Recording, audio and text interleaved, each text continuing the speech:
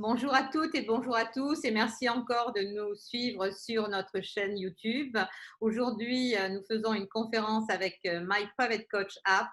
Je me présente, je suis Bérénice Boursier, fondatrice de l'application et nous avons créé une série qui est sur la réinvention à 360 degrés. C'est vrai qu'après ce que nous venons de vivre aujourd'hui, il faut se réinventer. Et alors aujourd'hui, j'ai invité deux spécialistes sur du cerveau, du comportement aussi, puisque notre sujet, c'est comment se réinventer, mais positivement, parce que c'est tellement important d'être positif. Comment l'être On va en parler aujourd'hui.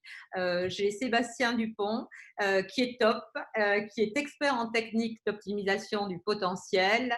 Il est préparateur mental dans l'armée de l'air, conférencier et formateur. Merci Sébastien d'être avec nous.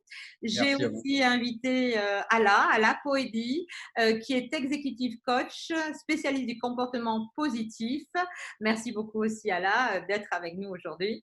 Et Merci pour ton intervention, Bérénice. merci. Alors, aujourd'hui, on sait que nous avons 98 milliards de neurones grâce aux neurosciences qui ont fait des progrès incroyables. On arrive à étudier le cerveau et le comportement du cerveau. Et dans ces 98 milliards de neurones, nous savons que nous pouvons changer notre façon de penser à tout moment dans notre vie, ce qui s'appelle la neuroplasticité du cerveau. Le cerveau peut changer de zone et de façon de penser à tout moment, mais comment on arrive à faire ça? À vrai dire, comment arriver à dépasser ces traumatismes et renforcer notre confiance en soi et bien entendu d'être plus heureux. Nos spécialistes aujourd'hui vont nous parler de ce sujet complexe qui est le cerveau et surtout comment optimiser ses capacités et devenir plus optimiste.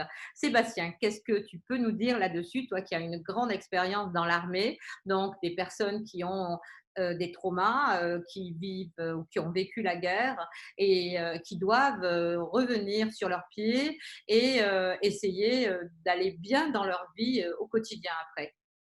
Oui, alors effectivement, on travaille avec des gens dans les armées qui accumulent les facteurs de stress et de fatigue. Alors c'est un peu un serpent qui se mord la queue, hein, le stress et la fatigue. Aujourd'hui, les chercheurs se battent un peu pour savoir qui est à l'origine. Est-ce que c'est la poule qui pond l'œuf? Est-ce que c'est l'œuf qui crée la poule? Avec le stress et la fatigue, ça fonctionne un petit peu de la même manière. Plus on est fatigué, et moins il est facile de prendre du recul sur les événements. On pourra faire peut-être une petite introduction neurosciences tout à l'heure si vous le souhaitez, mais Oui, on sait que sous grand état de fatigue, les larmes viennent plus vite, on se met de plus en plus en colère, les qualités relationnelles sont de plus en plus complexes, et du coup, ça devient de plus en plus difficile de gérer ses peurs et de gérer ses états de stress. Donc, d'un autre côté, les états de stress, ça perturbe la qualité du sommeil, par exemple. Donc, ça engendre aussi un état de fatigue. Donc, on travaille un peu sur ces deux aspects. Nous, dans les armées, on propose des outils aux militaires qui rentrent de conflits armés ou alors qui se préparent à y aller, à gérer eux-mêmes leurs états de fatigue, leurs états de stress, de façon à rester performants, comme je viens de le dire, en se préservant déjà dans leur qualité relationnelle, dans la qualité de gestion de leurs émotions, puisque les comportements automatiques parfois sont perturbés quand on est en état de fatigue ou en état de stress, mais je vous en parlerai un petit peu tout à l'heure. Donc nous, on travaille un petit peu, oui, sur les états de stress, mais aussi sur les états de fatigue qui en fait permet d'améliorer ses capacités de gestion de soi et le capital santé d'un ordre général. Donc je vous parlerai un petit peu de tout ça au fur et à mesure de la conférence.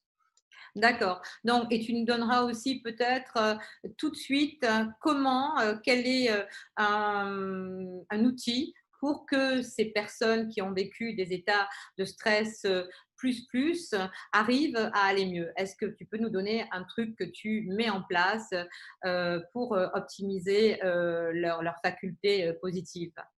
Oui, alors il faut savoir que dans les armées, on a quand même cette chance et cette particularité de travailler de concert entre pédagogues, puisque moi je me considère plus comme un pédagogue que comme un thérapeute à part entière, et avec des psychologues. C'est-à-dire qu'en fait, le psychologue va se charger, lui, de traiter les traumas profonds, par exemple avec l'outil EMDR. Bon, moi je suis praticien moi-même, mais c'est compliqué d'une manière d'une manière directe et franche de travailler avec les militaires de cette manière. On laisse plutôt les spécialistes gérer les traumas profonds avec cet outil-là.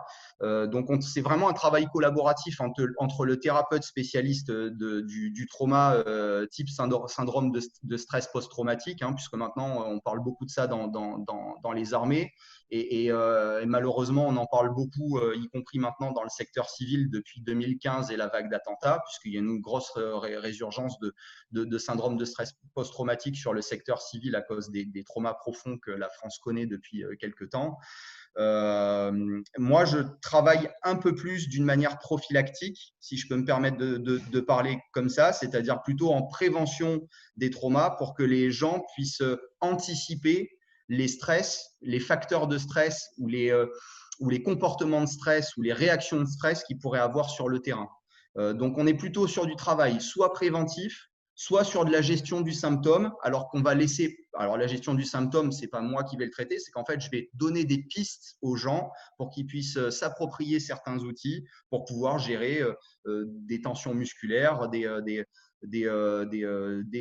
boules au ventre, j'ai mal à la tête, je pense toujours à la même chose, etc. Alors, la porte d'entrée la plus simple, ça reste la respiration. Pourquoi? Parce qu'elle joue sur un facteur psycho-corporel.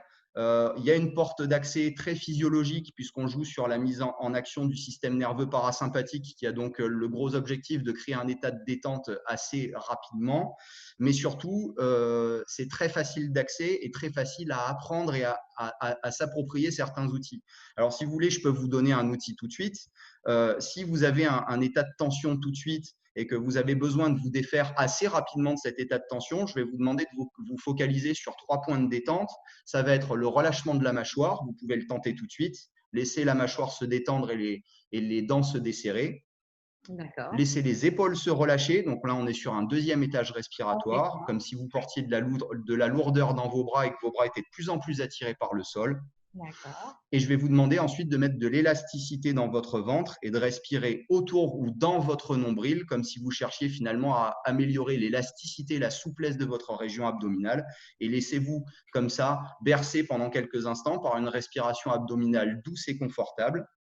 Et assez rapidement, puisque là, ça a duré à peu près une trentaine de secondes, on est capable de faire chuter vite et bien des tensions corporelles et du coup de prendre du recul sur les événements. Et je vous donnerai des exemples tout à l'heure, peut-être un peu plus concrets sur du quotidien, de la vie de tous les jours, que ce soit familial ou professionnel. D'accord. Merci beaucoup Sébastien. Bon, ça c'est très facile à faire et pour nous, toutes les personnes qui nous écoutent, et elles peuvent le faire là tout de suite. Aujourd'hui, c'est vrai qu'on parle aussi avec le Covid-19 de post-traumatique. Donc, c'est-à-dire il y a un traumatisme plus ou moins grand pour celui qui a vécu le Covid-19, soit par un deuil, soit par un éloignement, une séparation avec sa famille, soit par une séparation avec son pays. Donc, il y a des choses difficiles qui ont été vécues et donc, on parle beaucoup aujourd'hui de trauma par rapport à ce que l'on vient de vivre. Donc, des petites choses simples comme ça à mettre en place, c'est très important, à sachant que le cerveau va aussi s'adapter si on lui donne de la douceur, si on lui donne du calme, eh bien, il va le prendre parce qu'il va pouvoir se régénérer avec ça. Alors, Ala, qu'est-ce que tu peux nous dire, toi, que mets-tu en place avec tes clients sur le comportement positif? Oui, en fait, merci Sébastien. C'était très intéressant d'écouter parce que vraiment, ça concerne une partie de la population assez spécifique, hein, qui est vraiment dans des interventions un peu complexes. Et même souvent, on n'arrive même pas à imaginer quelle complexité d'intervention subissent ou effectuent nos soldats. Moi, j'interviens dans le domaine plutôt privé, je dirais, plutôt paisible et calme, hein, c'est ce qu'on imagine, c'est-à-dire dans la vie privée professionnelle. Surtout, mes clients sont des chefs d'entreprise ou les décideurs qui ont des tâches, des responsabilités à gérer en permanence, tous les jours, du matin au soir. Ils ont des décisions à prendre. Et je peux vous dire aussi que malgré le fait que ça se passe dans la vie normale de tous les jours, le stress est égal aussi au stress des armées parce que bien sûr, on sait très bien que le stress, nous créons nous-mêmes et c'est notre cerveau gentiment nous sert aussi nos pensées souvent négatives ou les pensées qui nous mènent, qui nous montrent le monde un peu compliqué. Et en réaction, l'organisme est tellement stressé que finalement, la cause qui peut paraître de l'extérieur toute petite, elle devient énorme. Et peu importe la cause, je dirais, la conséquence pour l'organisme est le même. C'est-à-dire, le client, la personne, elle va subir les conséquences du stress avec la perte du sommeil également, avec l'augmentation du corps, avec la perte de confort de tous les jours, avec aussi la détérioration des relations familiales, les relations professionnelles. Tout ça pour peut-être une cause qui paraîtra aux autres insignifiante, mais pour nous-mêmes, chaque cause vaut beaucoup et il faut prendre toutes ces causes, bien évidemment, avec beaucoup d'attention et d'importance et aussi les traiter.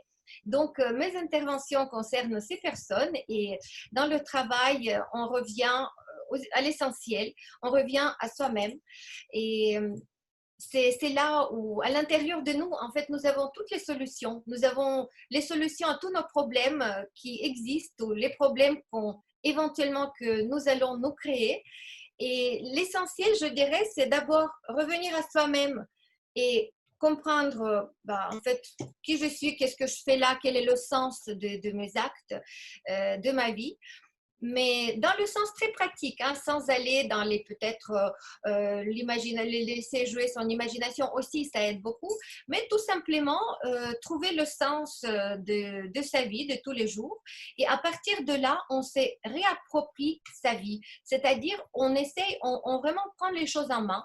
Et tout ce que se passe, on le fait en pleine conscience. Et j'aime beaucoup ça aujourd'hui parce que peut-être ça va vous paraître ou les mots qu'on entend souvent un peu pour rien et pour quelque chose, mais il y a un vrai sens quand on commence à pratiquer ça et quand on vit sa vie en conscience, c'est-à-dire on fait attention à ce qu'on fait, à ce qu'on pense, à nos projections dans le futur, à nos projets, la vie, elle prend plus de couleurs et on la gère cette vie. Puisque oui, je peux vivre les émotions négatives, je peux être n'est pas contente puisque je ne suis pas, je ne suis pas dotée d'un pouvoir inhumain, je ne peux pas gérer bien évidemment tout ce qui est les événements autour, mais je peux gérer ma réaction envers ces événements. Donc, si je gère ma réaction, je gère quelque part mon état, je diminue mon stress, puisque, ok, j'ai vu une situation désagréable pour toutes sortes de raisons,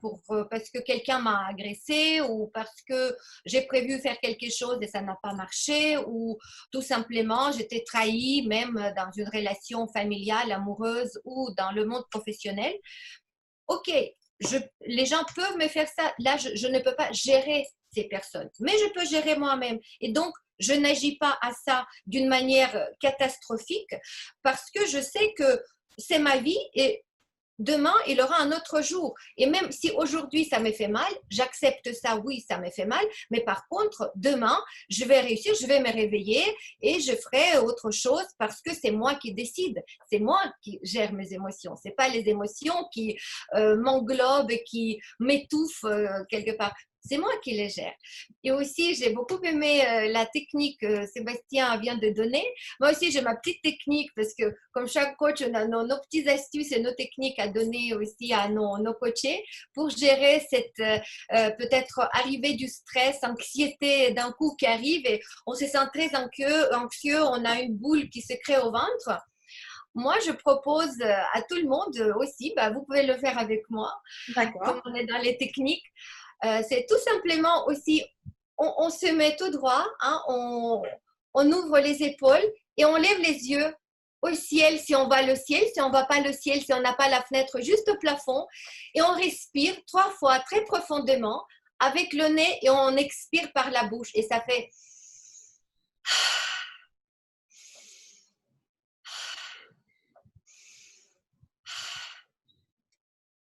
Est-ce que vous sentez à quel point ça, tout de suite, ça nous remplit par quelque chose de légèreté, ça enlève aussi des tensions.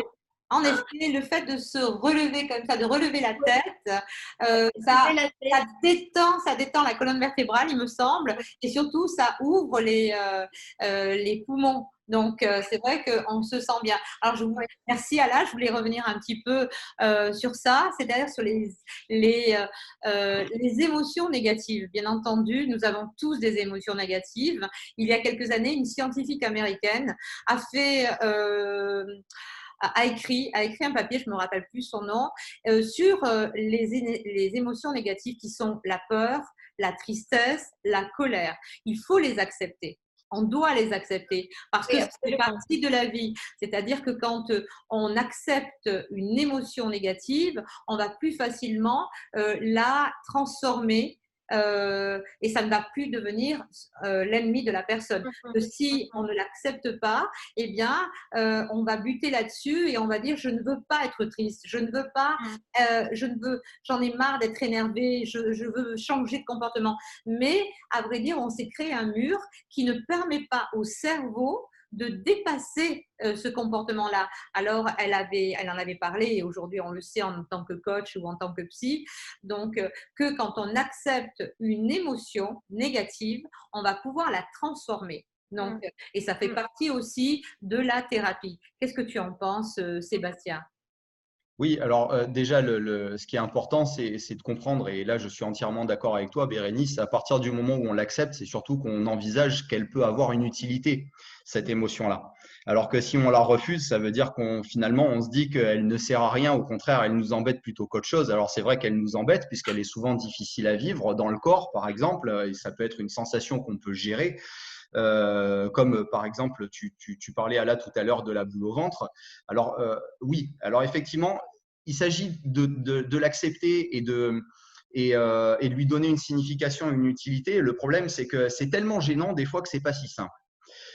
C'est un petit peu ce que je vous expliquais tout à l'heure. L'idée, c'est de pouvoir prendre du recul sur cette émotion-là, mais pour pouvoir le faire, il faut sortir de cette espèce de rouage, cette espèce de dynamisme dans laquelle il est très difficile de s'extirper. Alors, je vais vous conseiller de lire un livre. Je ne sais pas si j'ai le droit de faire de la publicité sur ce webinaire, mais bon, le livre est Oui, très tu connu. peux. Il s'agit de l'intelligence émotionnelle de Daniel Goleman, que je vais Oui, vous conseiller à tous de bien lire sûr. Bien puisqu'il parle très bien de ces mécanismes, de ces engrenages dans lesquels il est très difficile de s'extirper. Je vais vous donner une petite astuce. Si par exemple vous avez une boule au ventre, vous pouvez la moduler parce qu'en fait cette boule au ventre finalement n'est que la représentation ou une espèce de modélisation de l'émotion que vous êtes en train de vivre. Et si vous avez une modélisation, une représentation, bah, comme toutes les modélisations, il est possible de la transformer. Alors si c'est une boule, ben, imaginez que cette boule, vous êtes capable de, par exemple, de lui donner une couleur différente, de lui donner un aspect différent. Si elle tournait sur elle-même, de la rendre lisse, par exemple. Si elle était très chaude, cette boule, c'est souvent le cas, on dit, j'ai une boule comme ça qui est peut-être dure ou alors chaude, et ben, on va essayer de voir simplement calmement, en respirant dessus, comme je vous ai dit tout à l'heure, si on amène de l'air frais, je vais vous dire comment on peut faire tout de suite. Si on amène de l'air frais sur cette boule, et ben simplement on peut la rafraîchir, on peut peut-être la rendre un peu plus immobile, peut-être plus malléable et donc plus acceptable. Alors, je vais vous donner une petite astuce. Je vais revenir sur ce travail de respiration dont on parlait tout à l'heure. Je vais vous demander, par exemple, mesdames qui êtes avec moi aujourd'hui, et puis vous, mesdames et messieurs, quand vous verrez le webinaire plus tard, je vais vous demander de vous concentrer sur votre respiration, là tout de suite, et plus particulièrement sur l'air qui circule à la base de votre nez. Et à D'accord. cet air, vous allez lui donner une température. Observez, ressentez que l'air que vous respirez à la base de votre nez est plus frais qu'ailleurs, agréablement frais. Et ce que je vais vous proposer, c'est sur une prochaine inspiration, d'inspirer l'odeur de l'air frais. Comme si vous cherchiez à ressentir l'odeur de cet air frais, une odeur agréable, et laisser cette odeur imprégner l'intérieur de votre nez. Faites-le sur une ou deux grandes inspirations, puis sur une prochaine, cette odeur, ça peut même être une couleur d'air frais, peut-être du bleu ou autre chose. Je vais vous demander de l'inspirer et de le ramener jusqu'à la gorge. Puis sur une prochaine encore, vous pouvez respirer 2, 3, 4 fois comme ça. Puis sur une prochaine encore, d'inspirer cette odeur, cette couleur d'air frais jusque dans votre ventre. Et mentalement, pourquoi pas même, de diriger cet air frais sur les zones que vous voudriez gérer corporellement. Est-ce que c'est votre boule au ventre? Est-ce que c'est des tensions dans les épaules? Et imaginez que cette couleur, cette odeur d'air frais, qui est plein d'oxygène, un oxygène finalement qui est très bienfaiteur pour votre organisme. Ces molécules d'oxygène que vous êtes en train d'apporter par votre inspiration agissent directement sur les symptômes de votre stress, sur les ressentis de votre stress, et grâce à votre imaginaire et la façon dont vous respirez dessus, vous êtes capable de tranquillement laisser la modélisation se transformer. Par exemple, la boule, si elle était rouge, la laisser se transformer en une couleur plus sympa. Ça peut être du vert, ça peut être du bleu. Si la boule était chaude, grâce à cet air frais, vous pouvez la rafraîchir. Si vous aviez des grosses tensions dans les épaules, eh ben, vous pouvez simplement ressentir plus de légèreté parce que vous êtes en train d'apporter de l'air dans les épaules. Bref, avec votre imaginaire, imaginez simplement que votre émotion, et donc le symptôme de votre émotion, ce symptôme très corporel, vous êtes capable finalement de le transformer pour que cette modélisation soit beaucoup plus acceptable. Et vous verrez que d'une certaine manière, si votre ressenti d'émotion négative était par exemple à 8, 9 ou 10 sur 10 des fois, eh ben cette émotion va diminuer dans l'échelle, dans l'intensité du ressenti négatif jusqu'à peut-être tomber à 3, 2, 1 ou dans tous les cas quelque chose de beaucoup plus acceptable. Et ça, c'est très rapide à faire, c'est très facile à faire, c'est très facile à apprendre. À savoir aussi que le cerveau, puisque la thématique, c'est quand même la neuroplasticité, le cerveau apprend très vite de ces expériences positives. Et plus le cerveau apprend et plus vous pratiquez ce genre d'expériences positives, plus rapidement ça marche. Et donc, mieux ça marche encore. Là, si tout à l'heure, il vous a fallu, si vous êtes allé jusqu'au bout de l'exercice, peut-être 2 minutes de travail de respiration sur cette inspiration, odeur, couleur d'air frais, agréable qui vient agir sur le symptôme, bah, peut-être qu'une prochaine fois, il vous suffira que de 3, 2, voire une seule inspiration pour transformer rapidement votre symptôme négatif en quelque chose de beaucoup plus acceptable et donc à faire en sorte que votre émotion soit beaucoup plus gérable. Et à partir du moment où c'est gérable, c'est beaucoup plus facile de s'extirper de ce rouage interne négatif et effectivement de observer de quelle manière notre émotion finalement avait une signification. Peut-être un effet protecteur, parce qu'avoir peur, bah, ça permet de se mettre des limites et d'éviter de se mettre en danger. Être triste, c'est un signal d'alarme. Être en colère, ça signifie qu'on a quelque chose à exprimer. Donc finalement, alors ce sont des exemples, hein, parce que peut-être qu'à ces émotions, il peut y avoir d'autres significations encore, mais si j'arrive à m'extirper des rouages négatifs de l'émotion, j'arrive à faire fonctionner le cortex préfrontal de mon cerveau qui permet donc de mieux digérer l'émotion et de lui donner une vraie signification, mais on reviendra peut-être un petit peu plus tard sur cette neuroplasticité et l'utilisation des différentes zones du cerveau.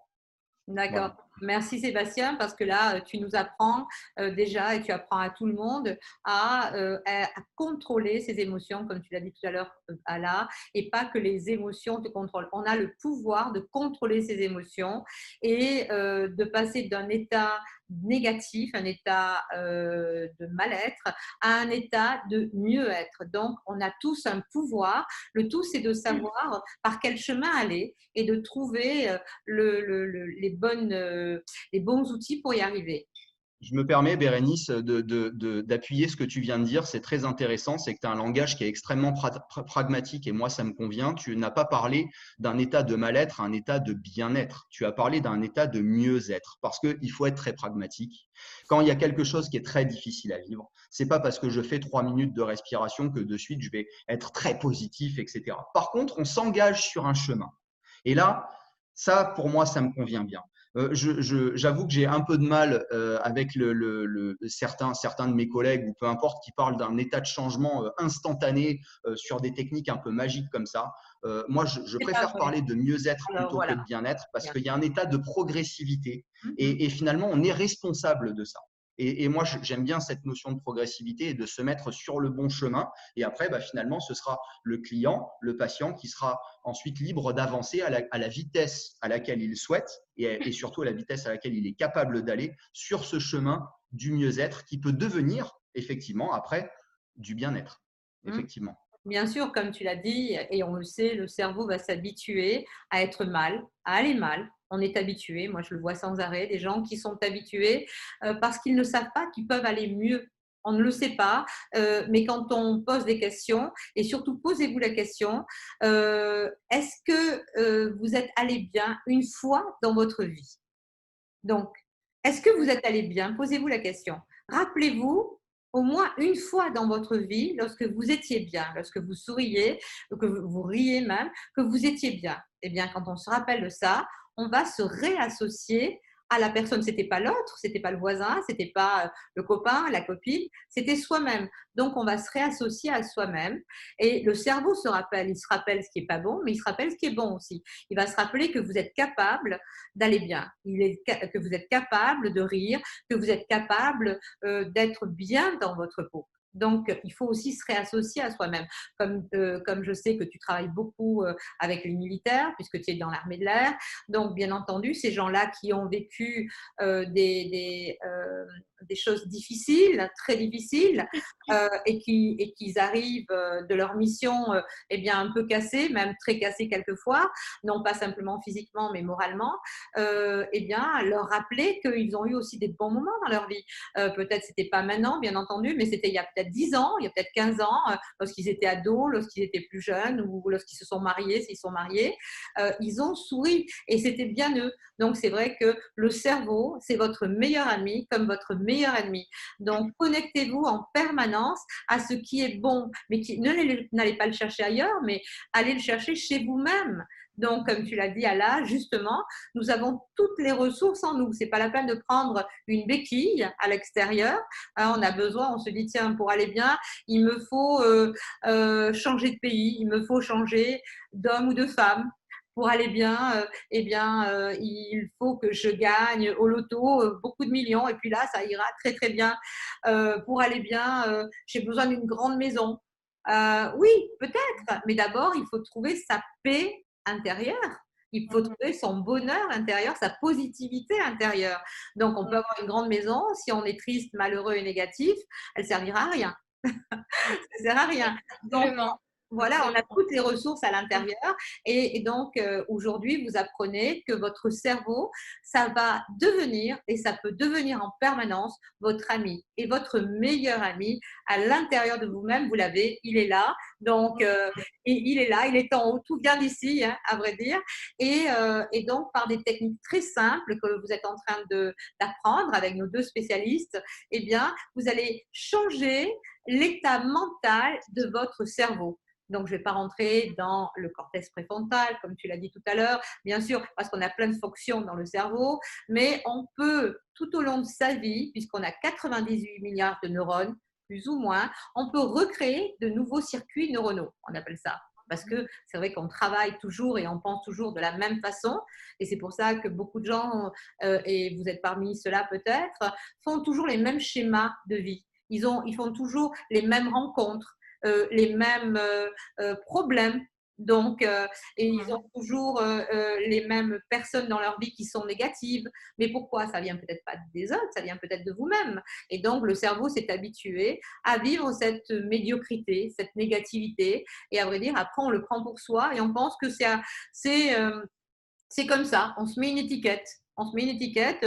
On ne peut pas faire autrement. Mais bien sûr, on peut faire autrement. Le tout, c'est de le décider et d'apprendre et de comprendre qu'on est capable tout au long de sa vie jusqu'à sa mort, donc d'aller bien et d'aller de mieux en mieux. Alors, Ala, toi, comment fais-tu avec ces gens qui sont ces chefs d'entreprise, ces personnes qui viennent te voir? Qu'est-ce que tu peux qu'est-ce que tu leur dis? Oui, pour continuer aussi ton discours sur le cerveau, parce que je trouve que c'est vraiment quelque chose d'extrêmement passionnant. On sait que notre cerveau, c'est juste 1,5 kg de graisse qui est dans la tête, et c'est un organe très ancien, le plus petit, qui quand même consomme plus de 20% de notre énergie. Donc, comme c'est un organe qui est programmé, en fait, l'objectif de vie d'un cerveau, c'est d'organiser notre vie, hein, de telle sorte qu'on consomme le moins possible d'énergie. Pour consommer le moins d'énergie possible, qu'est-ce qu'il faut? Il faut faire toujours les mêmes choses, puisque chaque nouveauté, ça nous fait consommer beaucoup plus d'énergie. Donc, le cerveau, qui est notre grand ami, mais surtout dans rien faire, ne bouge pas, mon ami, non, la nouveauté, tu veux commencer le sport lundi, c'est pas la peine parce que tu vas trop consommer d'énergie. Reste à la maison, ne bouge pas, mange les trucs gras parce qu'il me faut des calories, parce que je ne sais pas, se dit le cerveau, qu'est-ce qui va se passer demain? Je ne sais pas si demain j'aurai la nourriture. Donc, si je peux accumuler beaucoup plus de calories, ça me va très bien. Donc, ce cerveau avec les pensées que nous avons, et quand on sait aussi que vous connaissez certainement dans l'université de Harvard, il y a un laboratoire qui est quand même assez exceptionnel qui étudie le bonheur au niveau scientifique de well-being. Et c'est là où on a fait beaucoup d'expérimentations de toutes sortes. Et c'est vraiment, je conseille à tout le monde de lire, même sur Coursera par exemple, vous avez les cours sur les bonheurs donnés cette fois par l'université de Yale, aussi les universités américaines, parce que les Américains sont très portés sur l'étude de bonheur et c'est très bien d'une manière pratique. Donc, quand on sait qu'on a étudié d'une manière scientifique nos pensées, et on sait qu'aujourd'hui, nous avons à peu près 75 000 pensées par jour, hein, c'était fait d'une manière très simple, les gens étaient là, et ils écrivaient tout ce qui leur passe par la tête. Et quand on sait que parmi ces 75 000 pensées que nous avons par jour dans notre tête, 90% des pensées, ce sont les mêmes pensées, les mêmes choses. C'est-à-dire, on pense toujours la même chose. Et quand on sait encore plus loin, quand on va encore plus loin, quand on sait que 80% de ces 90% des 75 000 pensées, ces 80%, ce sont des pensées négatives. On se concentre surtout sur ce que nous n'avons pas, sur ce que nous avons pas bien fait, ce que nous n'avons pas réussi. Quelqu'un a une expérience assez négative dans la vie. Donc, on sait que presque 3/4 de nos pensées par jour sont négatives. Donc, comment on peut imaginer d'être positif et d'être heureux dans la vie quand en permanence dans notre tête nous avons le même disque rayé qui tourne et qui nous parle que des choses négatives. Donc c'est bien évidemment quand on se rend compte de ça et quand on a les preuves de ce que se passe, on commence à travailler sur comment reprogrammer son cerveau en pensée positive. Et par quoi on commence? Ce sont des choses extrêmement pratiques. Hein. On ne parle pas que des choses un peu... voilà, c'est très pratique. Moi, je conseille déjà à chacun de tout simplement faire la liste des choses qu'il y a, des choses positives. Hein. C'est ce que tu disais, Bérénice, l'expérience positive.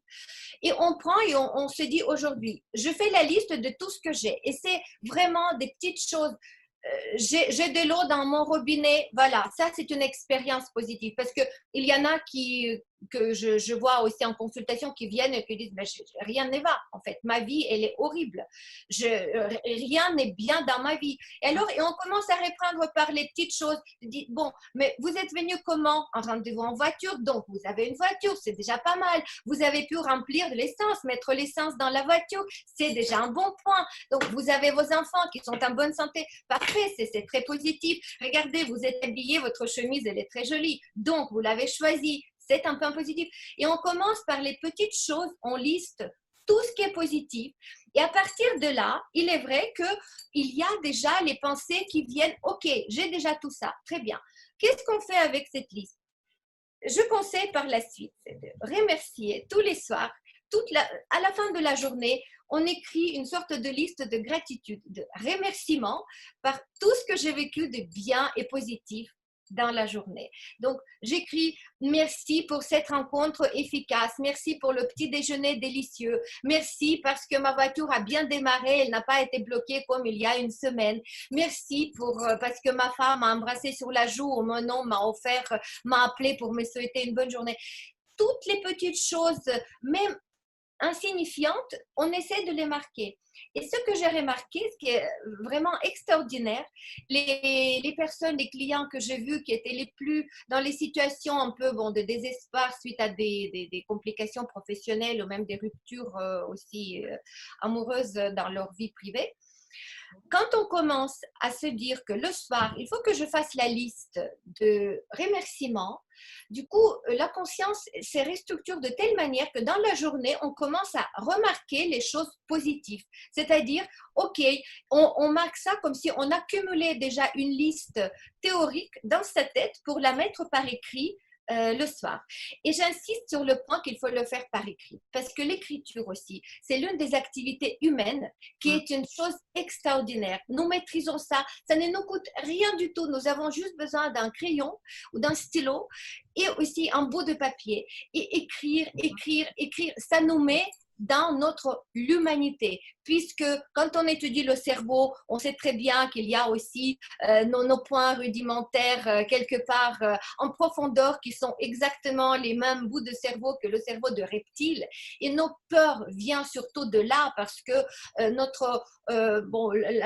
l'une des choses les plus importantes pour notre vie, c'est de survie. Hein, il faut survivre. Nos peurs sont vraiment amenées à nous garder en vie dans toutes les situations qui peuvent se représenter, soi-disant, qui représentent une sorte de danger pour notre vie. Donc, je vais t'arrêter 2 secondes, parce que là, je t'arrête 2 secondes. Alors, pour revenir à ce qui s'est passé maintenant, tu parles du cerveau reptilien et il a très, très bien fonctionné en début de confinement. Qu'est-ce qui s'est passé aux États-Unis? Eh bien, il y a eu une ruée sur le papier toilette. Qu'est-ce que ça veut dire? Et en France, c'était sur les pâtes, c'était sur des denrées. La farine, voilà, par exemple. Parce que qu'est-ce qui s'est passé à ce moment-là? Comme tu l'as dit justement, le cerveau reptilien, c'est-à-dire le cerveau de la survie, donc puisqu'on a tous un instinct, comme on dit, de survie, eh bien, va amener l'individu à ne plus fonctionner normalement. Donc, en tant qu'humain qui réfléchit. Exactement, le néocortex et le cortex ne fonctionnent plus. Et là, on est dans la survie. Et qu'est-ce qu'il faut dans la survie? Eh bien, c'est pour ça que l'on a vu ces derniers temps des gens à acheter du papier toilette, ils en ont encore pour 6 mois, hein, je pense, chez eux. De la farine, des pâtes, ils en ont encore, je pense, pour toute l'année. Hein. Donc, mais c'est parce que c'est comme ça. L'individu a son instinct de survie qui réapparaît dès qu'il y a un danger inconnu.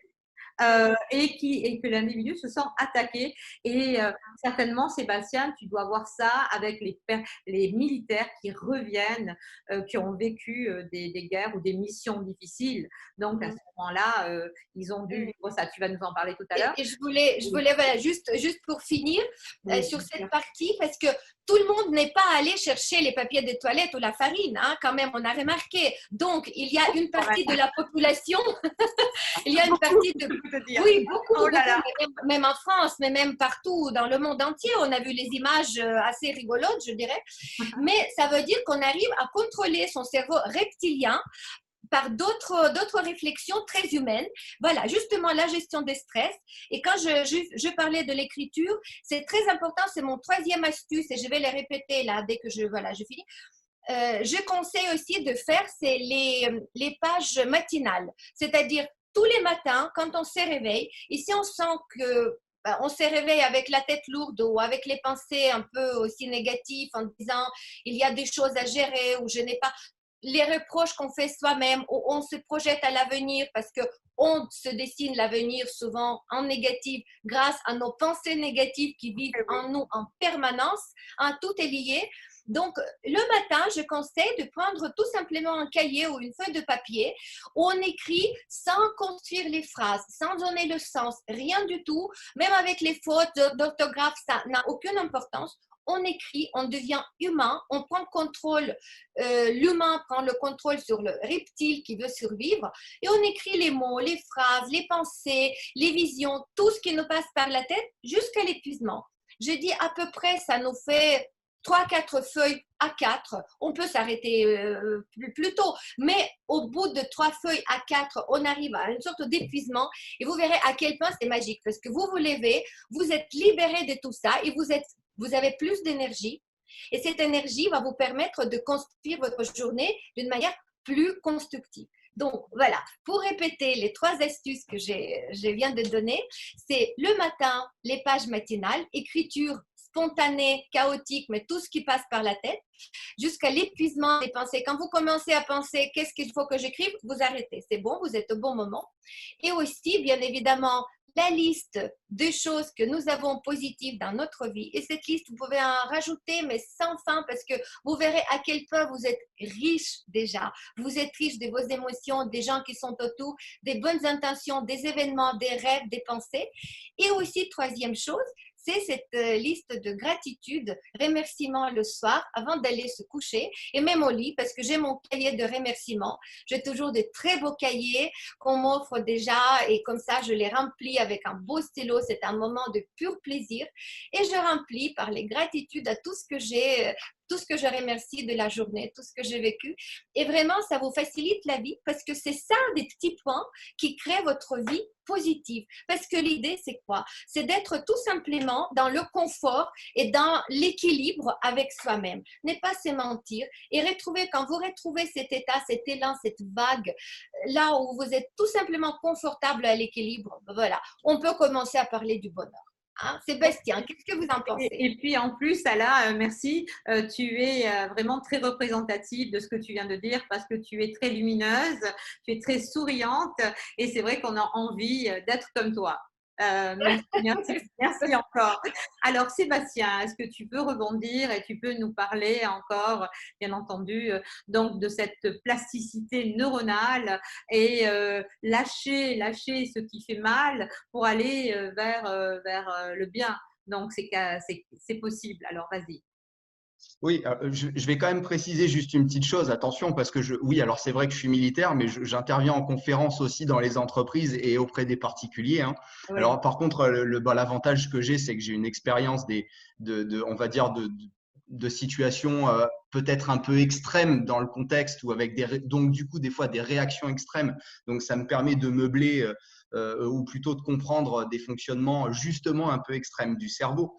Mais bon, ce qui marche chez les militaires dans des contextes extrêmes, ça marche aussi du coup un peu dans notre quotidien à nous tous, même s'il est un peu plus normal d'une certaine manière.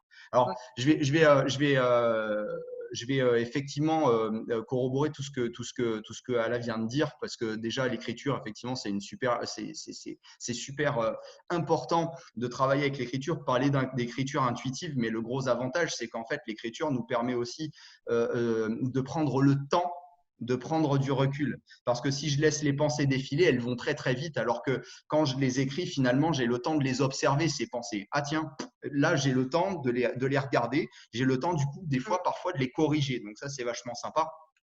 Tout à l'heure, tu as dit quelque chose là qui m'a beaucoup plu et c'est la manière dont je travaille. C'est qu'en fait, tu disais que on ne peut pas changer l'environnement. Par contre, on peut interagir sur le comportement qu'on a sur l'environnement et ça, c'est hyper important. C'est une des techniques phares qu'on utilise en technique d'optimisation du potentiel. On appelle ça la projection mentale de la réussite. C'est que, en fait, ce qu'on va définir, c'est déjà nos objectifs. Et dans la plupart du temps, c'est plutôt bien déjà d'en trouver un qui a de l'importance pour nous. Donc en fait, c'est comme ça qu'on va travailler. On peut le faire aussi après une induction type hypnose ou avec un état de relaxation, mais on peut le faire aussi simplement avec un stylo, comme tu le disais. Et c'est comme ça qu'on a travaillé, par exemple, avec les soignants pendant la crise Covid-19. On les a eus au téléphone pour leur proposer des séances en urgence pour leur permettre en fait chez eux de pouvoir se dire mais demain il faut que je retourne au combat et on a bien parlé de combat, c'est Emmanuel Macron qui l'a dit, c'était oui. presque un état de guerre finalement. Il a Donc on parlé était de guerre vraiment dans aussi. Bien Oui, sûr, on en parle. Et même absolument. aux États-Unis, on a parlé de guerre invisible. Donc, voilà, guerre exactement, exactement. invisible. Donc, Ouais. finalement, on a traité les soignants comme on traite les militaires d'une certaine manière. Et ce qu'on a fait, c'est on leur a proposé des techniques, justement, via les techniques d'optimisation du potentiel, qui leur permettaient soit d'accélérer leur processus de régénération pour pouvoir récupérer un peu plus rapidement parce qu'il y a de l'accumulation d'états de fatigue ou d'états de stress, mais aussi de pouvoir se projeter positivement sur qu'est-ce qui me reste à faire et par exemple demain qu'est-ce que j'ai à faire. Alors une technique qu'on leur a proposée et que je vais vous proposer aussi, c'est déjà définition d'un objectif. Par exemple, demain, qu'est-ce qui pourrait être, qu'est-ce qui est important que je réalise demain. Et ça, cet objectif-là, je vais l'écrire. Cet objectif-là, je vais l'écrire, mais finalement, c'est pas tellement le plus important. Le plus important, c'est qu'est-ce qui va découler de cet objectif une fois qu'il sera atteint. Je vais vous donner un exemple simple. Des fois, j'ai des gens qui viennent me voir en préparation mentale pour me dire demain, j'ai mon permis de conduire. Je voudrais que vous m'aidiez à aborder positivement mon permis de conduire parce que je suis tout le temps stressé, je dors pas très bien, j'ai déjà été en échec une fois parce que j'ai eu une conduite qui est pas très bien calée parce que j'ai eu des réactions un peu trop excessives au volant parce que je suis stressé. Alors oui, on a marqué l'objectif. L'objectif, c'est l'objectif conscient. L'objectif conscient, c'est je veux réussir mon permis de conduire. Mais c'est pas tellement ça la motivation de l'individu. Donc, ce qu'on va marquer en deuxième lieu sur notre bout de papier, ça va être notre petit 2, c'est à quoi va servir notre objectif une fois atteint. Par exemple, si c'est mon permis de conduire, oui, je vais avoir mon permis de conduire. Quand je vais l'avoir, à quoi ça va me servir? Et là, on va voir qu'il va y avoir des bénéfices à ça. Des bénéfices auxquels on n'avait pas forcément pensé. Ça peut être des bénéfices inconscients. En hypnose, on parle des fois de bénéfices secondaires. Ça peut être, par exemple, mais je me rends compte que quand je vais avoir mon permis, je vais être libre, tout simplement. Et du coup, en fait, on va non pas travailler sur l'objectif qui était conscient au départ, mais on va faire révéler un deuxième objectif qui est finalement beaucoup plus important et beaucoup plus motivant. Et là, on parle vraiment justement de neuroplasticité, parce qu'on joue vraiment sur le fait de concevoir son objectif d'une autre manière. Donc là, ça, c'était la deuxième phase. On va écrire comme ça, comme tu disais, on va écrire, on va lister comme ça l'ensemble des conséquences positives qui vont découler donc de notre objectif une fois atteint. Mais là, ce que j'ai beaucoup apprécié dans ton discours tout à l'heure, c'est que tu disais, mais ok, mais de quoi je suis responsable pour que mon objectif soit atteint? Il ne suffit pas d'avoir de la pensée positive sur je vais bien, tout va bien. C'est qu'est-ce que je suis capable de mettre en place maintenant? Quelles sont mes capacités? En prenant du recul, bien sûr, quelles sont mes capacités de façon très objective pour que je puisse construire mon projet de réussite. Donc là, on parle bien de construction. C'est-à-dire que je ne peux pas vendre du rêve à mon client en lui disant « c'est bon, on travaille avec moi, en claquant des doigts comme ça, votre projet sera réussi. » Non, c'est votre responsabilité. Maintenant, ce que vous allez faire sur votre papier, c'est que vous allez lister l'ensemble des qualités dont vous disposez. Quelles sont vos qualités comportementales? Quelles sont vos qualités dans la nature de vos pensées? Est-ce que vous êtes plutôt quelqu'un d'optimiste? Est-ce que vous êtes quelqu'un plutôt de dynamique? Et aussi, quelle est la nature de vos émotions? Et donc, en fait, on parle vraiment de ce triptyque-là en préparation mentale, c'est comportement, pensée, émotion. Et donc là, on va essayer de lister comme ça toutes les qualités dont on dispose pour construire notre projet réussi, enfin, dans tous les cas, construire la réussite de notre projet. Et ensuite, ce qu'on va faire, c'est qu'on va se faire un petit agenda. Demain, j'ai mon permis de conduire. Pour que j'aie mon permis de conduire et donc que je sois libre, parce que ça, c'est motivant. C'est quelque chose de très attirant, ça, finalement. Une fois que je sais maintenant que mon projet, c'est ça et que derrière, je vais être libre, de quoi je suis responsable et comment je vais organiser ma journée pour pouvoir construire mon projet réussi. Ça peut être déjà la veille, il faut que je me couche à une heure correcte. Ça peut être, et là je vais rebondir sur ce que disait Ala, ça peut être, je peux marquer sur une petite feuille des choses un peu sympas qui vont me permettre déjà d'aborder ma nuit d'une façon un peu sereine et d'avoir des belles pensées pour que je m'endorme. Ça peut être le lendemain matin, je programme mon réveil à une heure bien précise, en prenant le temps, j'ouvre mes volets, je bois un verre. Et ça, tout ça, je le note. Jusqu'à la construction complète de mon projet réussi. Et ça, c'est très important de se focaliser là-dessus, sur non pas seulement les belles choses, mais de quoi je suis responsable et de quoi je suis capable pour construire ces belles choses-là.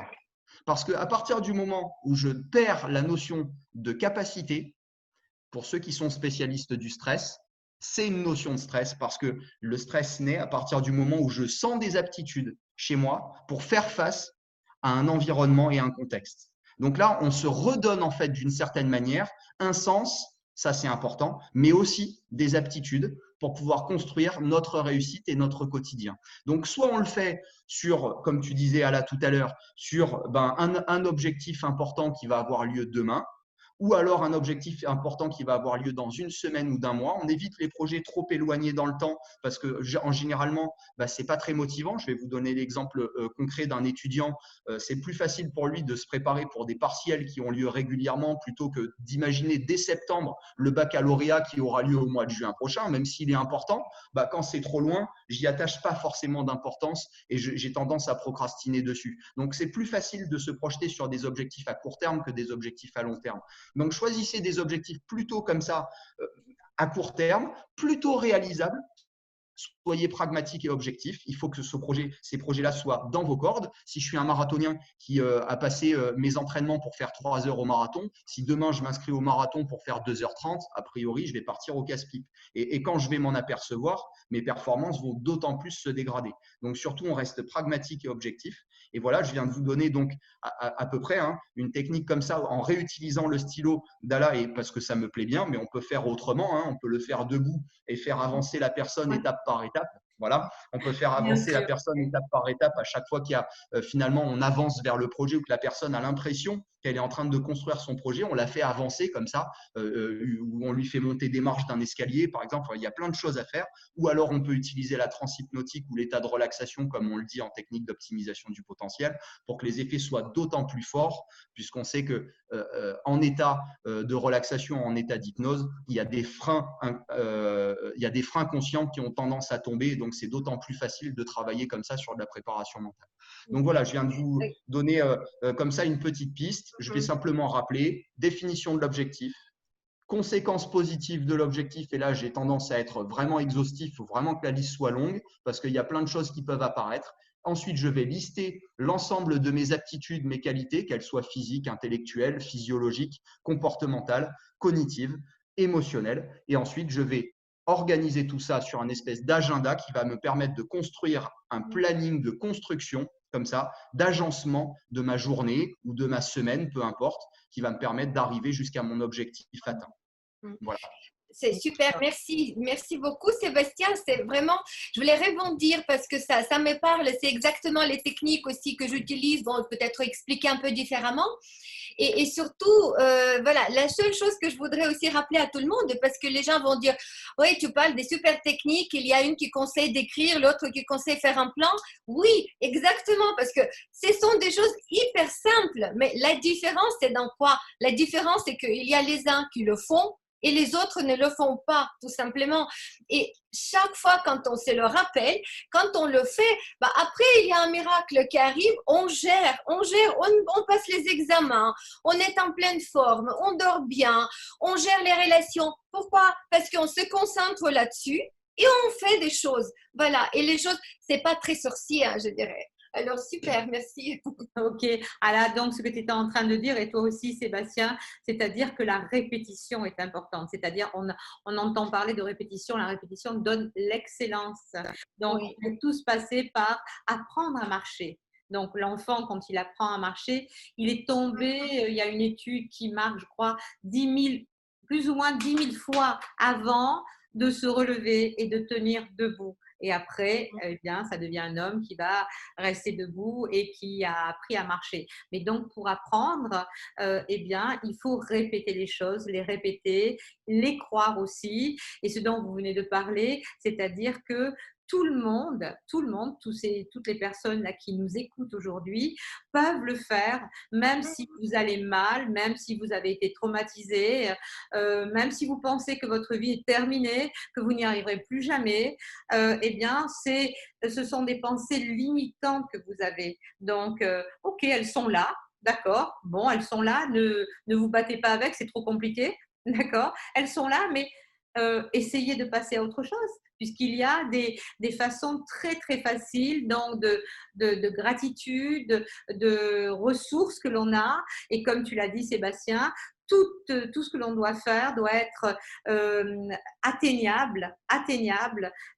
Donc, et ne vous mettez jamais des objectifs inconsidérés. Ne commencez pas, tu as parlé de marathon, puisque moi aussi, je cours. Donc, et quand j'ai commencé à courir, et comme toi aussi, eh bien, tu commences par faire quelques courses, tu commences à faire 5 km avant de faire 42 km, bien entendu. Donc, on commence toujours petit à petit les choses. Donc, il ne faut pas, pour ne pas vous décourager, pour ne pas être dans la situation d'échec, eh bien, commencez petit à petit les choses. Donc, avoir de la patience, mais surtout être constant, le faire régulièrement. Et le silo, c'est vrai qu'il est très important parce qu'on a tellement de choses dans la tête, on a 75 000 pensées par jour qui reviennent. Donc, eh bien, le silo, l'écriture va structurer la pensée. Donc, ça va donner un sens visuel, mental et kinesthésique à la pensée. Elle est là, elle existe, je la vois. Il y en a beaucoup qui disent « Ah, mais moi, je garde tout dans ma tête ». Oui, mais il y en a déjà beaucoup de choses dans la tête. S'il faut en ajouter sans arrêt, eh bien, elles vont être perdues au milieu de ces 75 000 pensées qu'il y a. Ça ne sert à rien. Il faut se décharger, apprendre à se décharger. On a des téléphones portables, on a des agendas, on met tout dedans parce qu'on n'a pas besoin de se rappeler, de les mettre dans la tête, par exemple. On a des tas d'aides extérieures qui vont nous éviter de se stresser, de se mettre la pression. Donc tout le monde, vous êtes en train de le dire, tous les deux, hein, tout le monde, malgré le trauma, le traumatisme, malgré le mal-être, eh bien, peut s'en sortir, peut aller mieux par des techniques toutes simples, mais qu'il faut mettre en place. Il faut, de toute façon, pour commencer, il faut toujours le jour 1. Une fois, on commence une fois. La deuxième fois, eh bien, on le dit, eh bien, on a commencé, on connaît, donc il y a déjà une reconnaissance. Et la troisième fois, si on arrive à faire les choses 3 fois, ça va commencer, on va commencer l'habitude. Donc, alors habituez-vous donc à faire les choses pendant 3 jours d'affilée. Et le 4e jour vous semblera plus facile puisque vous l'avez déjà fait 3 fois. Donc, alors Sébastien, en ce qui concerne cette positivité, cette réinvention positive, alors quand tu nous parles de ces techniques que tu as avec ces militaires, ces gens qui ont passé des épreuves compliquées quelquefois, est-ce que tu les vois bien se développer? Est-ce que tu vois que ces gens vont bien après, ces militaires vont mieux après? Ah, on remet le Il micro. faut que j'active mon micro, ça Oui, marchera mieux, oui, j'imagine. Oui, alors évidemment, moi je pars quand même du principe qu'ils ont la responsabilité de s'approprier avec enfin, de s'approprier les outils qu'on leur propose. Donc en fait, il y a quand même un contrat qu'on passe avec eux. C'est-à-dire que les gens qui n'ont pas envie de travailler avec nous, ils ne travaillent pas avec nous et ce n'est pas mon problème du tout, très d'accord. franchement. Oui, Par contre, à partir du moment où il y a un partenariat, une espèce d'engagement, d'inscription de la personne dans cette volonté de s'inscrire dans cette spirale positive d'apprentissage de comment est-ce que je peux faire pour être et plus performant et de récupérer du bien-être et de l'équilibre interne. Oui, évidemment. Pourquoi est-ce que les gens on va dire, vont mieux et effectivement, pourquoi est-ce que c'est visible? Tout simplement parce qu'ils le veulent et tout simplement parce que la démarche devient individuelle. C'est-à-dire que c'est un petit peu la particularité de mon approche en technique d'optimisation du potentiel, c'est qu'en fait, on a une démarche qui est essentiellement pédagogique, je vous l'ai dit tout à l'heure, c'est-à-dire que mon objectif, c'est de leur enseigner un panel d'outils pour qu'ensuite ils puissent se l'approprier et choisir comme une espèce de boîte à outils la technique qui va être la plus appropriée pour eux à un instant T.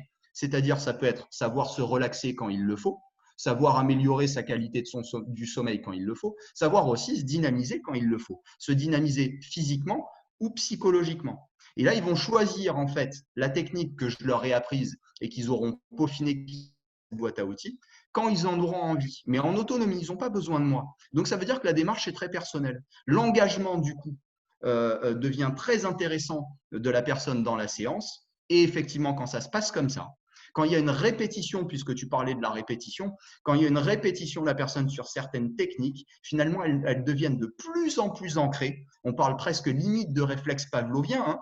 Si par exemple, moi, je vous ai parlé tout à l'heure de je desserre la mâchoire, je relâche les épaules. Moi, j'ai une technique, moi, qui est un peu flash comme ça. Si par exemple, je suis dans un supermarché et que je me fais doubler par une mamie, la mamie, je vais pas lui balancer tout de suite, je vais attendre un peu, je vais pas lui balancer tout de suite mon litre de lait dans le visage parce que sinon je vais me faire virer du magasin, a priori. Voilà. Donc non, et je vais essayer de contrôler mes émotions, mais essayer de contrôler ses émotions, c'est une grande phrase un peu qui veut rien dire. Donc comment je fais finalement? C'est qu'en fait, je me remets de la stabilité. Comment est-ce que je fais? C'est que je mets du poids dans mon corps. Comme si je suis debout, ça va être le cas quand je suis dans un supermarché, a priori. Je suis rarement allongé dans les supermarchés. Quand je suis debout dans un pas sûr. supermarché, par exemple, Tu es je pas vais laisser simplement. parce qu'on a Ouais, des non, c'est pas facile. techniques. Non, non, c'est pas Ah ça. oui, non, non, non, je fais pas ça. Je mets de l'huile par terre et non, je fais pas. Non, D'accord. non, je me laisse Plus des enfoncer. Je me mémés laisse. à l'horizon. Oui, non, non. je me laisse enfoncer dans mes chaussures, par exemple. C'est-à-dire que comme si, en fait, il y avait toute ma colonne vertébrale qui se replaçait comme une pile d'assiettes, d'une certaine manière, qui se remettait à l'équilibre. Ça marche quand je suis debout, ça marche aussi quand je suis assis ou quand je suis allongé, je laisse venir du poids globalement dans le matelas, hein, si j'ai besoin de retrouver de la stabilité. Et ça, tout de suite, ça me permet immédiatement de sortir de ma spirale émotionnelle. Donc là, on parlait de la colère avec l'histoire de la mamie, hein, et de faire fonctionner beaucoup mieux mon cortex préfrontal qui me permet de dire hop, hop, hop, hop, hop, hop, c'est pas le moment.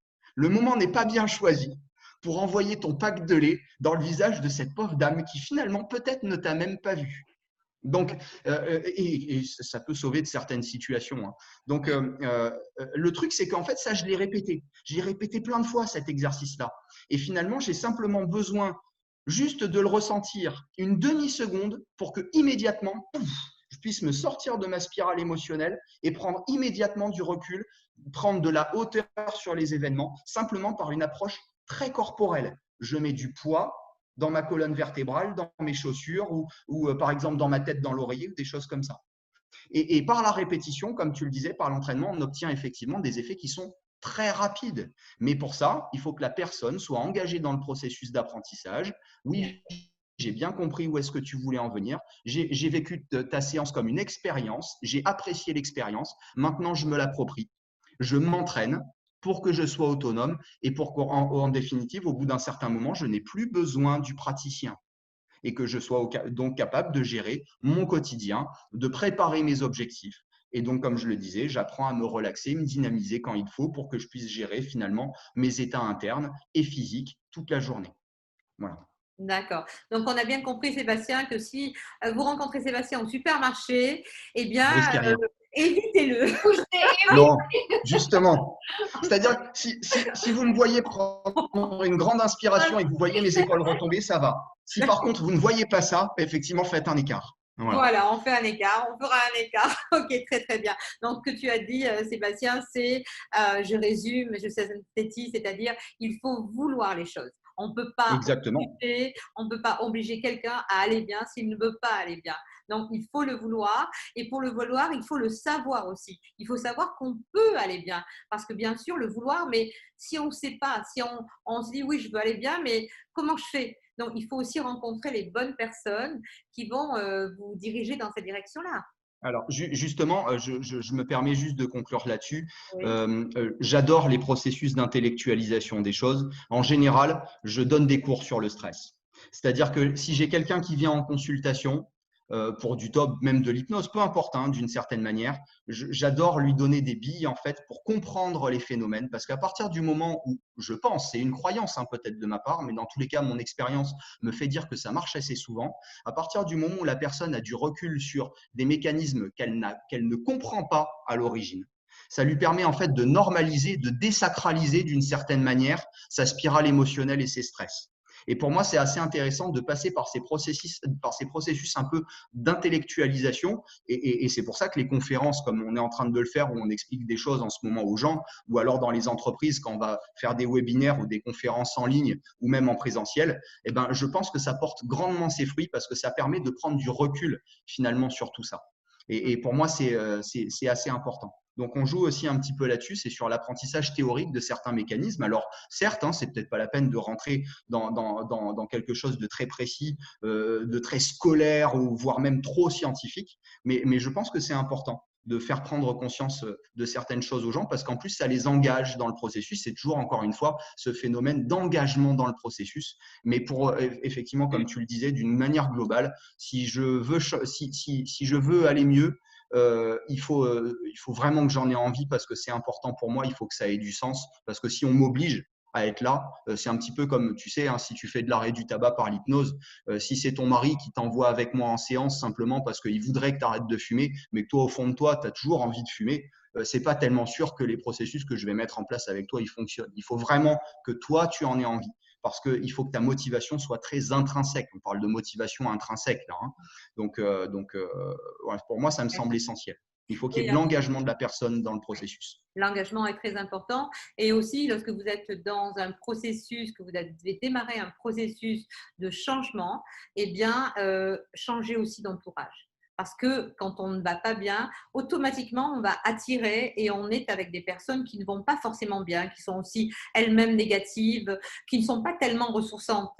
Et vous allez non pas avancer si vous continuez à être avec ces personnes-là, même si vous les aimez bien, changer d'entourage, même retrouvez-vous tout seul peut-être face à votre engagement de modification de votre état mental, parce que c'est un processus très particulier et en même temps qui est personnel. J'ai envie d'aller mieux, j'ai envie de me sentir mieux dans ma vie, j'ai envie que ma vie change positivement, mais c'est personnel. Donc les gens autour de vous peut-être n'en ont-ils pas envie. Donc, alors c'est pas parce qu'ils n'en ont pas envie que vous ne devez pas le faire.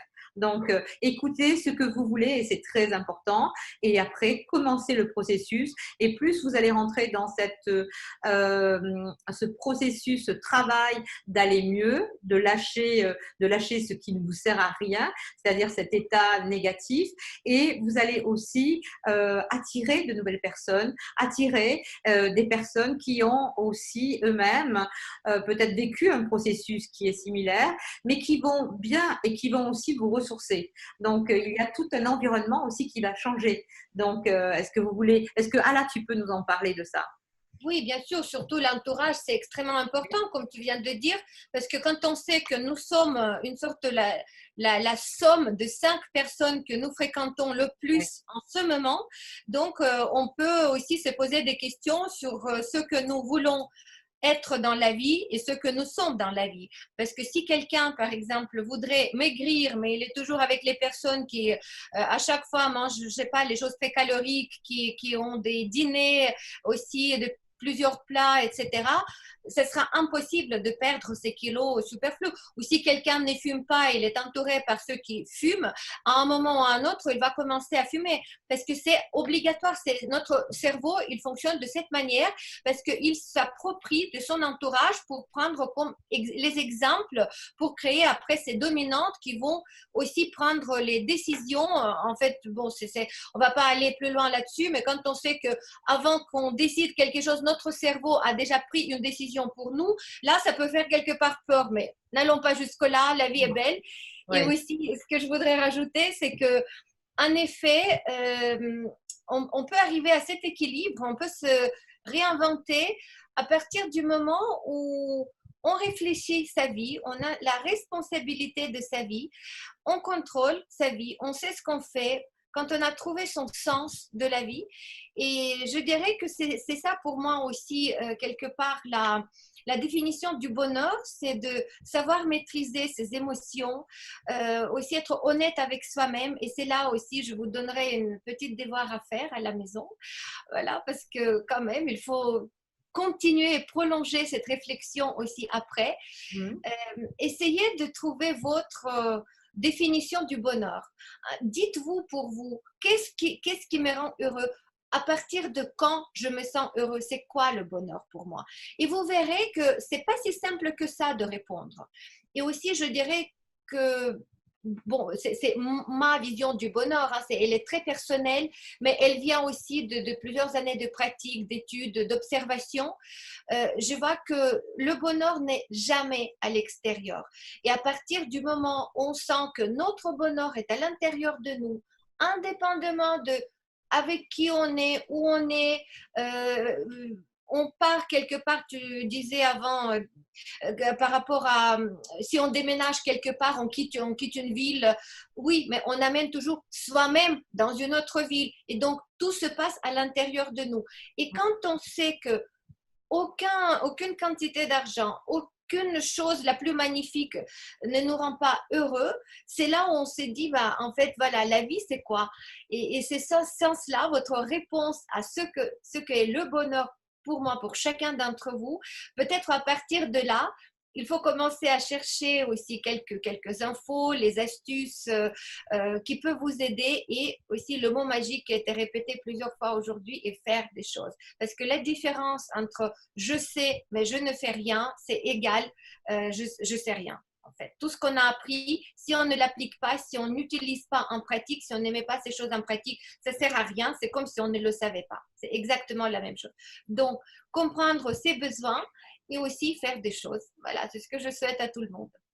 Ok, alors donc ce que tu nous dis, c'est que tout le monde peut être heureux.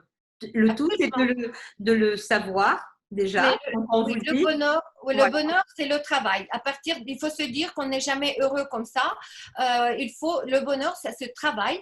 Et à partir du moment où on commence à travailler là-dessus, c'est vraiment, ce n'est jamais un objectif qui est atteint. C'est le cheminement vers l'objectif. Et c'est ce cheminement qui fait cet état où on se sent en équilibre, malgré, comme j'ai dit au début, malgré les situations inconfortables, les émotions négatives qu'on peut subir. On n'est pas des robots. C'est tout à fait normal. Mais quand on accepte ça et quand on sait, OK, je tombe, mais je décide de me relever, je me relève et j'avance. Voilà, mais qu'est-ce que désirer le plus? C'est moi qui décide alors quand il n'y a aucune force extérieure qui va me forcer à faire des choses. Donc, aucune force extérieure, aucune mamie dans des supermarchés, aucun accès de colère quelque part parce que je ne suis pas content, mes attentes ne sont pas remplies. Quand on sait bien que tout ce que se passe, c'est moi qui gère ma vie, c'est vraiment le bonheur. Alors, je le souhaite à tout le monde. Ok, merci beaucoup Ala. Donc tout le monde peut être heureux. Le tout, c'est de le vouloir, de l'expérimenter déjà, et déjà essayer de l'expérimenter. Essayez de l'expérimenter. Si vous ne faites pas aucun exercice, restez quelque temps avec des gens heureux aussi. Ça va vraiment vous influencer parce que, comme tu l'as dit, on va être influencé, le cerveau va être influencé parce qu'il voit ce qu'il entend et ce qu'il côtoie aussi. Donc, si vous êtes avec des gens malheureux, bien sûr, vous n'allez pas être forcément heureux.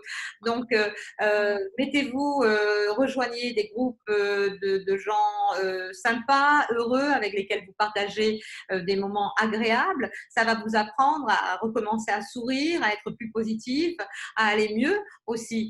Donc, le bonheur, ça s'apprend. Ça s'apprend, ça se travaille, comme tu l'as dit, et pour le tenir et pour le garder, eh bien, ça doit sans arrêt, eh bien, on doit sans arrêt le nourrir. Le nourrir par des faits, par des gestes, par des pensées, par des exercices, par des choix de vie aussi. Donc, c'est-à-dire qu'il est à l'intérieur de vous. Mais quand on ne va pas bien, c'est vrai qu'on va le chercher à l'extérieur. On va chercher un petit peu à se nourrir à l'extérieur de ce que l'on n'a pas à l'intérieur. Donc, ce qui est Oui, mais je dirais, tu sais, Béatrice, je dirais, je complète juste ce que tu viens de dire, ça peut aussi aider parce que, par exemple, si on ne se sent pas très bien, et même quand on est heureux, ça arrive, une petite séance de massage ou aller passer une journée au spa, je ne sais pas, je parle de mes petites choses à moi qui me font plaisir, ou même déjeuner avec des amis dans un super restaurant, ou même aller dans un endroit qui est sympathique, que j'aime me retrouver, c'est des choses extérieures, mais qui influencent notre ressentiment intérieur, qui, bien évidemment, par conséquent, aussi remet tout ça en état d'équilibre. Oui, aussi, bien oui, évidemment. absolument. Alors, Sébastien, on va conclure. Sébastien, qu'est-ce que tu peux nous dire de ton côté? Donc, Ala va nous parler du spa, des massages, donc des bons petits restaurants. Une liste est longue hein, chez moi, c'était juste deux petites choses. Ok. Toi, de ton côté, avec l'expérience que tu as dans l'armée, qu'est-ce que tu peux nous apporter en complément? Je Mettons. réactive mon Voilà. micro. Vous voyez, ce coup-ci, j'y ai pensé. Et vous savez pourquoi j'y ai pensé? Parce que j'ai pris du recul. Et en fait, c'est exactement ça. Le concept, le concept, c'est un peu la prise de recul. Alors, j'ai l'habitude, quand je suis en formation, j'utilise cet exemple-là. Vous connaissez l'allégorie de la caverne de Platon. Vous savez, Absolument. Ah oui. ouais, j'imagine que vous connaissez, mais peut-être qu'il y en a qui connaissent pas. Je vais vous l'expliquer, mais de façon très très rapide. Vous avez des gens qui sont enchaînés au fond d'une grotte avec la source de lumière qui sont derrière eux, et en fait, eux font face au mur du fond de la grotte, et en fait, tout ce qu'ils ne voient de leur réalité, finalement, ils ne voient que les projections des ombres, des choses qui passent derrière eux. Donc, ils voient des choses un peu déformées comme ça, mais pour eux, c'est la réalité. Et à aucun moment, ils ont la possibilité simplement de se tourner pour voir les choses autrement, c'est-à-dire de se tourner face à la lumière. Et en fait, c'est vraiment ce que moi, le petit conseil que je peux donner à tout le monde, c'est de prendre le temps, de prendre du recul pour voir les choses de manière différente. Alors, si je peux vous donner un exemple simple, on peut l'observer très facilement quand on est en conflit avec quelqu'un. Si on est assis en face de quelqu'un et qu'en fait il y a un conflit comme ça qui apparaît dans une conversation, souvent les conflits apparaissent quand il y a un conflit de valeurs ou un conflit de croyances comme ça qui naît. Et puis on a deux gens comme ça qui paf, rentrent en conflit. Mais si on ne prend jamais la peine de sortir de sa position, de sa chaise, Et bien finalement, on sera toujours en conflit. Et observer, jouer ce jeu-là un jour. Alors en programmation neurolinguistique, on appelle ça le changement de position perceptuelle. C'est-à-dire que c'est un peu une métaphore que je vais vous donner, mais je suis assis sur ma chaise là en ce moment. Et si je vous parle en ce moment à vous face à mon écran, je suis assis dans mes certitudes et dans mes positions. Et à un moment donné, ce que je vais vous conseiller, si vous êtes en conflit avec quelqu'un comme ça, c'est d'imaginer que en fait vous quittiez votre chaise et que vous allez écouter la conversation d'une position neutre, c'est-à-dire d'une troisième chaise qui serait un peu à l'extérieur des deux autres, simplement pour vous écouter parler. Et là, vous allez observer qu'avec ce changement de position, qui est en fait un changement de perception, vous allez pouvoir vous regarder comme ça. C'est ce qu'on appelle en hypnose ou en PNL un processus dissociatif. C'est-à-dire qu'en fait, je vais changer de ma position assise là pour me regarder. Et en fait, je vais me dire, mais en fait, vu d'ici, mais j'ai une sacrée gueule de con quand même. Je comprends bien pourquoi il n'est pas capable de m'écouter là. Parce qu'en fait, je me rends bien compte que je suis agressif. Je me rends bien compte que ce que je suis en train de lui expliquer, eh ben peut-être qu'il n'a pas été éduqué de la même manière que moi, il n'a pas vécu les mêmes expériences que moi, et finalement, peut-être qu'il n'est pas en mesure de les comprendre. Alors attention, je n'ai pas dit qu'il s'agit du coup d'aller dans son sens à l'autre, mais simplement de sortir de sa spirale émotionnelle parce qu'on a pris du recul et qu'on a pris une position en PNL qu'on appelle ça une position méta, c'est-à-dire une position un peu neutre sur l'événement. Au lieu d'être acteur, pendant quelques instants, je vais me placer en tant que spectateur de la scène que je suis en train de vivre. En fait, comme si j'étais en train de la regarder. Et puis là, je vais pouvoir prendre du recul sur les choses et de me dire, mais en fait, je me rends compte que la manière dont je suis en train d'interagir avec mon environnement, c'est pas la bonne. Je le vois là maintenant. Avant, je ne pouvais pas le voir de là où j'étais, mais quand je prends de la hauteur sur les choses, là, je le vois. Peut-être aussi que si j'observe même le contexte d'une manière différente, je vais pouvoir m'apercevoir que, en fait, je change un peu ma perception sur les choses et que, d'une certaine manière, je peux en tirer une expérience. Peut-être même que demain, je pourrais en tirer un avantage. Donc, en fait, c'est un peu ce que je vais conseiller à tout le monde aujourd'hui. À partir du moment où vous êtes capable, et attention parce que c'est très difficile à faire, plus les émotions sont puissantes, plus c'est un exercice qui est difficile à faire. Mais encore une fois, avec quelques exercices de respiration relaxante, avec des exercices de relaxation musculaire ou psychologique, ça devient possible de le faire. Prenez du recul sur les événements, positionnez-vous dans cette position de spectateur au lieu d'être acteur et observez la manière finalement dont vous pouvez changer parce que ce n'était pas forcément la bonne jusqu'à maintenant, mais de là où vous étiez, vous ne pouviez pas vous en apercevoir. Et ça, c'est assez facile à faire avec l'entraînement, avec quelques exercices d'induction à la respiration, à la relaxation. Et ça devient de plus en plus facile avec la répétition à l'entraînement. On revient toujours sur ce processus d'entraînement pour appropriation de la technique. On est vraiment sur la même longueur d'onde avec toi, Sébastien, parce que j'ai aussi pratiqué pas mal de gestion de colère, justement dans la période de confinement, parce qu'il y en avait vraiment une augmentation de demande. Et moi, j'appelle ça sortir de la situation, faire un pas en arrière. Et je leur dis carrément, je dis à chaque personne, faites un pas en arrière. Et comme ça, vous verrez, comme pareil, tu dis, imaginez, moi, c'est voilà, on fait un pas en arrière et on voit la situation un peu de l'extérieur. Et c'est vraiment aussi magique, ça marche super bien.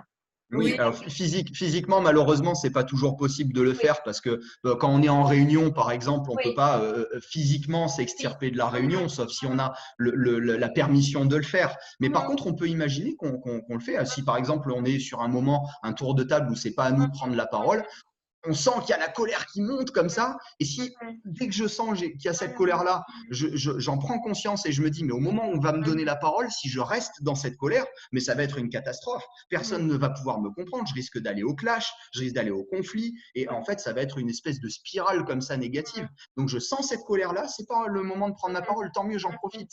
Je vais pouvoir juste simplement m'observer comme ça, dire, oh là, c'est une catastrophe. Prends le temps, apaise-toi. Et là, on va refaire ce petit jeu de projection mentale de la réussite. Ça va être bientôt ta prise de parole. Tu as quelques secondes pour imaginer que c'est bientôt à toi de faire.